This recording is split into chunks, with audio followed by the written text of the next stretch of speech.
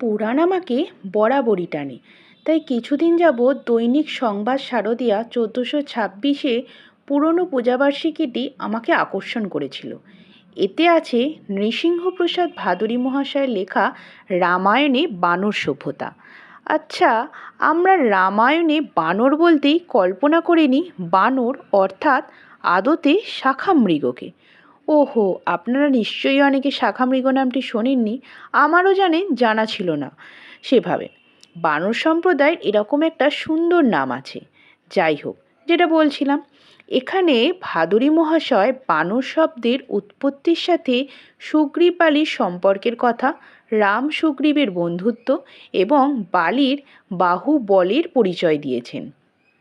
সবথেকে অবাক হয়েছিলাম বালি 4 সমুদ্র সৈকতে প্রাতঃসন্ধ্যা সারতেন।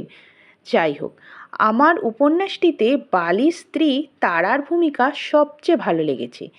এত পৌরাণিক কাহিনী পড়েছি, রামায়ণে কোথাও তারার চরিত্রে এত গুণ বোধহয় বিশ্লেষণ করে লেখা হয়নি।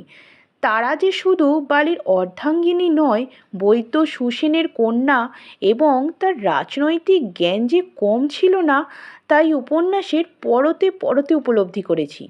পরিশেষে রামের জীবনের সবচেয়ে বড় অন্যায় হলো বালিবধ, যেটা পাঠককে লেখক বুঝিয়ে দিলেন ভগবানেরও ভুল হয়, মানুষ তো কোন ছাড়।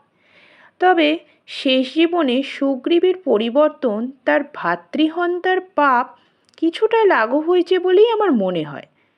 যাই হোক, আমি তো গল্পটি পড়ে ফেললাম, আর আপনাদের এরকম কোনো পৌরাণিক কাহিনীর খোঁজ জানা থাকলে অবশ্যই আমাকে কমেন্ট করে জানাবেন, আমি পড়ার চেষ্টা করব।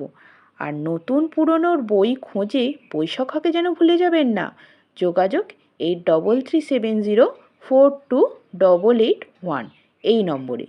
আজ এই পর্যন্ত, ভালো থাকবেন সকলে।